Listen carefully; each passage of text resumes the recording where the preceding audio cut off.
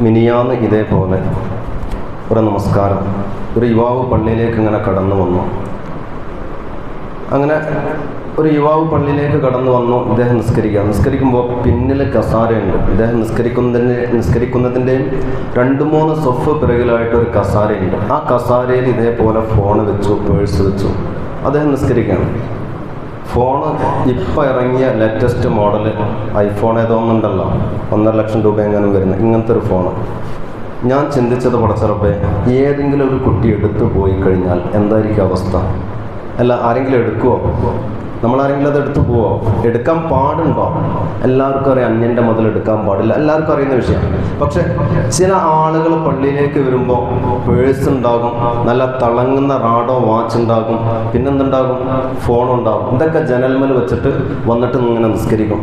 നിസ്കരിക്കുന്നത് കൊണ്ടോ പടച്ചിറപ്പിൽ തവക്കലാക്കുന്നത് കൊണ്ടോ ഒന്നും പ്രശ്നമല്ല, അതിലൊന്നും വിഷയമല്ല. പക്ഷെ നിങ്ങൾ ആലോചിക്കണം കേട്ടോ, മഹാനായ നബി സല്ലല്ലാഹു അലൈഹി വസല്ലം തങ്ങൾ ഒരു ദിവസം രാത്രി സ്വന്തം ഭാര്യ സഫിയ ബീവി റളിയല്ലാഹുവിന്റെ കൂടെ പോവുക. റമളാനിൽ അവസാനത്തെ 10 ഇതേപോലെ നബി തങ്ങൾ പള്ളിയിൽ എത്തിക്കാഫിരിക്കുമ്പോൾ സ്വന്തം ഭാര്യ വന്നതാ കാണാൻ വേണ്ടിയിട്ട്. കണ്ടിട്ട് സംസാരിച്ച് അങ്ങനെ രാത്രി തിരിച്ച് ഭാര്യ പോകുമ്പോൾ നബി തങ്ങൾ കൂടെ പോകുന്നുണ്ട്, സഫിയ ബീവി തൊട്ട് പിറകിലുണ്ട്. ആ സമയത്ത് 2 സഹാബാക്കൾ, 2 അൻസാരികൾ ഇങ്ങനെ എതിരെ വരുന്നത്.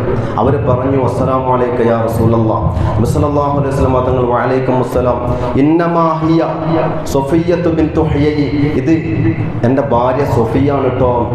2 സഹാബാക്കൾ പറഞ്ഞു, സുബ്ഹാനല്ലാഹ് യാ റസൂലല്ലാഹ്. അവർ അങ്ങനെ തന്നെ വിളിച്ചു, സുബ്ഹാനല്ലാഹ് യാ റസൂലല്ലാഹ്.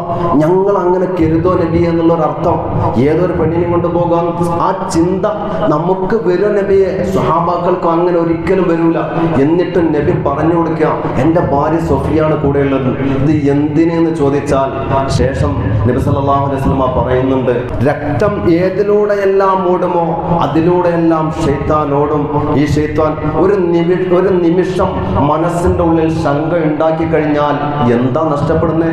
ഈമാൻ തന്നെ അങ്ങ് നഷ്ടപ്പെട്ടു പോകും. ഈ സ്വഹാബത്തിന്റെ ഈമാൻ തന്നെ, നബിയത്വം തങ്ങളെ കൊണ്ട് അവിശ്വസിച്ചു കഴിഞ്ഞാൽ ഈമാൻ തന്നെ നഷ്ടപ്പെട്ടു പോകും. അതില്ലാതിരിക്കാൻ നബി തങ്ങൾ കാരണം പറഞ്ഞതാ. എപ്പോഴും നബി തങ്ങൾ പഠിപ്പിച്ച പാഠം, അവസരം കൊടുക്കാൻ പാടില്ല. നമ്മൾ ഇങ്ങനത്തേതിനൊരു അവസരം കൊടുക്കാൻ പാടില്ല.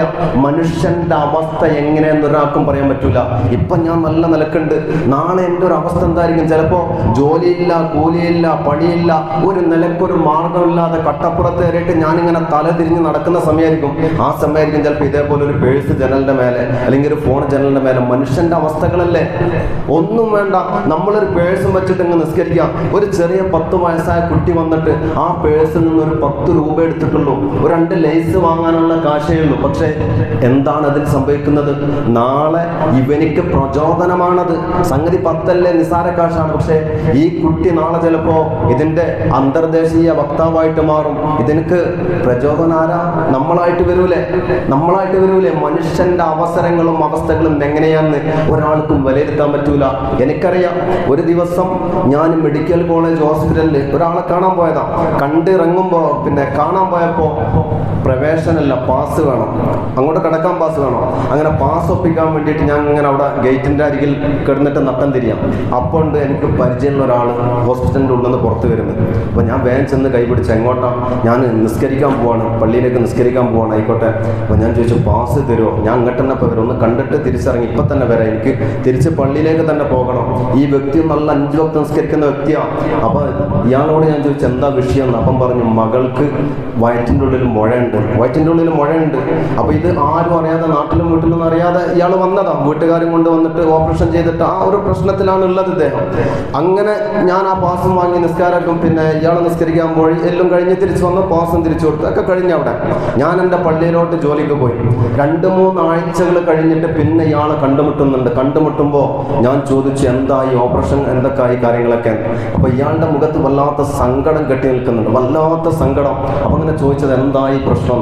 അപ്പോൾ ഇയാൾ കാര്യങ്ങളിങ്ങനെ പറഞ്ഞു, അൽഹംദുലില്ലാഹ് ഓപ്പറേഷൻ കഴിഞ്ഞൊക്കെ റാഹത്താണ്, ഇപ്പോൾ ബുദ്ധിമുട്ടൊന്നുമില്ല, പിന്നെ 10-12 വയസ്സുള്ള ഒരു കുട്ടിയാണ്, ഇപ്പോൾ ബുദ്ധിമുട്ടൊന്നുമില്ല, ഇപ്പോൾ പ്രശ്നമൊന്നുമില്ല. ഇല്ലെങ്കിൽ രാത്രി രാത്രി ഉറങ്ങുമ്പോൾ ഉറങ്ങാൻ കഴിയില്ല, പിന്നെ അങ്ങോട്ട് ചെരിഞ്ഞ് ഇങ്ങോട്ട് ചെരിഞ്ഞ് കിടക്കും. ഇത് കണ്ടപ്പോഴാണ് ഹോസ്പിറ്റലിൽ കൊണ്ടുപോയപ്പോൾ മുഴയാണെന്ന് മനസ്സിലായത്. ഇപ്പം ആ പ്രശ്നമൊന്നുമില്ല. അങ്ങനെ എല്ലാം കഴിഞ്ഞപ്പോൾ ഞാൻ ചോദിച്ചു, പിന്നെ ഡോക്ടറെ കണ്ടോ? ഇല്ല, ഇന്നലെ റിസൾട്ട് കൊണ്ടുപോകേണ്ട ദിവസമായിരുന്നു, കഴിഞ്ഞ ആഴ്ച റിസൾട്ട് പിന്നെ സ്കാൻ ചെയ്യേണ്ട ദിവസമായിരുന്നു, പക്ഷേ ഒന്നുമില്ല കയ്യിൽ. അയാൾ പറഞ്ഞതാ പാവം സാബ്. ഞാൻ ചോദിച്ചു, എന്ത് വരും നിങ്ങൾക്ക് ഇത് കൈകാര്യം ചെയ്യാൻ? ഒരു 14,000 രൂപ വരും. എൻ്റെ കയ്യിൽ ഒന്നുമില്ല. ഒരു മാസം ജോലിക്ക് പോകുന്ന വ്യക്തിയാണ്, പണിക്ക് പോകാത്ത ആളല്ല, 5 വക്ത് നിസ്കരിക്കുന്ന ജോലിക്ക് പോകുന്ന വ്യക്തിയായി പറയുന്നത്. ഒന്ന് ഇത് ചെയ്യാൻ, ചെക്കപ്പ് ചെയ്യാനുള്ള കാശ് എൻ്റെ കയ്യിലില്ല. ഞാൻ നേരെ ചെന്നിട്ട് നമ്മളെപ്പോലത്തെ ഒരു യുവാവ്, അതാ ഞാൻ പറഞ്ഞു നമ്മളെ കൊണ്ടൊക്കെ പലതും ചെയ്യാൻ പറ്റും. എന്നെപ്പോലെ എൻ്റെ കൂടെ ഒരു പഠിച്ചൊരു യുവാവ്, ഞാൻ പറഞ്ഞു ഒരാളെ കണ്ടപ്പോൾ പകുതി കാശ് മൂപ്പര് വെച്ചിട്ടുണ്ട്, പകുതി കിട്ടുകയാണെങ്കിൽ ഇപ്പം തന്നെ ഈ രാത്രി ഇഷാ നമസ്കാരം മരുവിൻ്റെ ശേഷം കാണുന്നത്, ഇഷാ നമസ്കാരം കഴിയുമ്പോൾ ആൾ വീട്ടിലുണ്ടാകും, കൊണ്ടുപോയി കൊടുക്കാം. അയാൾ പറഞ്ഞ പ്രശ്നമില്ല, ഞാൻ ഇപ്പം തന്നെ അയച്ചുതരാമെന്ന് പറഞ്ഞു. അതേപോലെ കൊണ്ടുപോയി കൊടുത്തു. പ്രിയപ്പെട്ടവരെ, ഇങ്ങനത്തെ അവസ്ഥയിലും മനുഷ്യന്മാർ നടക്കും. ഇങ്ങനത്തെ അവസ്ഥയിൽ മനുഷ്യന്മാർ നടക്കും. ഈ ഒരു അവസ്ഥയിൽ നമ്മൾ നട്ടം തിരിഞ്ഞ് നടക്കുമ്പോൾ നമ്മളാണെങ്കിൽ ഇതേപോലെ പേഴ്സ് കണ്ടാൽ എടുക്കുമോ? എടുക്കാൻ പാടുണ്ടോ ഇല്ല എന്നുള്ള നീതി അനീതി ചിലപ്പോൾ നമ്മൾ ആ ചിന്തക്കപ്പം കിട്ടിയെന്ന് വരില്ല, മാറി നിൽക്കും. പക്ഷെ നമ്മൾ ചിലപ്പോൾ എടുത്തു പോകും. പ്രിയപ്പെട്ടവരെ, നബിത്തങ്ങളതാ പഠിപ്പിക്കുന്നത്. അതിനുള്ള അവസരം ഒരു മനുഷ്യൻ നമ്മളെ തൊട്ട് ദുഷിപ്പ് ചിന്തിക്കാനുള്ള അവസരം പോലും കൊടുക്കാൻ പാടില്ല. അങ്ങനത്തെ അവസരം കൊടുക്കാൻ പാടില്ല. അപ്പൊ ഇങ്ങനത്തെ അവസരങ്ങളെ തൊട്ട് നമ്മളെ തടയാം. പിന്നെ തവക്കൽ, ചില ആളുകൾ പറയും അതൊക്കെ പടച്ചോനങ്ങ് നോക്കും. പടച്ചോൻ നോക്കും, പടച്ചോൻ എല്ലാം നോക്കും. ഇബ്രാഹിം നബിയുടെ ഈമാൻ നമ്മുടെ ഹൃദയത്തിന്റെ ഉള്ളിലുണ്ടോ? ധൈര്യത്തിൽ എടുത്ത് ചാടാം. നമ്രൂദിന്റെ തീകുണ്ടാരത്തിലേക്ക് എടുത്ത് ചാടി കഴിഞ്ഞാൽ ഒരു പൊള്ളലും ഏൽക്കൂല. അതിന് ഇബ്രാഹിം നബിയുടെ ഈമാൻ നമുക്ക് വേണം. ഫറോവയുടെ മുമ്പില് കടല് പിളർത്തിയത് കേവലം ഒരു വടി കൊണ്ട് അടിച്ചിട്ടാണെങ്കിൽ ആ റബ്ബ് ഇന്നുമുണ്ട് നമ്മളെ രക്ഷപ്പെടുത്താൻ. പക്ഷേ ആ പ്രവാചകന്റെ ഈമാൻ ഇതിന്റെ ഉള്ളിലുണ്ടെങ്കിൽ, ഇതിന്റെ ഉള്ളിൽ കൊടികൊട്ടി നിൽക്കുന്നുണ്ടെങ്കിൽ ഈ ലോകത്ത് ഒന്നും ഒരു പ്രശ്നമില്ല. അതിന്റെ ഈമാൻ നമുക്ക് വേണം. എങ്കിലൊരു പ്രശ്നമില്ല. ഇല്ലെങ്കിൽ എല്ലാം നഷ്ടപ്പെടും. പേഴ്സല്ല, ഫോണല്ല, നമ്മളെ തന്നെ അടിച്ചു കൊണ്ടുപോകും. ഏതായാലും ഇങ്ങനത്തെ അവസരങ്ങൾ ഉണ്ടാക്കുന്നതിനെ തൊട്ട് നമ്മൾ ഒഴിവാക്കണം. ഇങ്ങനത്തെ അവസരം ഉണ്ടാക്കി കൊടുത്തിട്ട് പിന്നെ ഏതെങ്കിലും ഒരുത്തൻ അവൻ മോശപ്പെട്ടവൻ ഇവൻ മോശപ്പെട്ടവൻ എന്ന് വിലയിരുത്തിയിട്ട് കാര്യമില്ല. അപ്പൊ അതിന്റെ അവസരങ്ങളെയാണ് നമ്മൾ ആദ്യം തടയേണ്ടത്.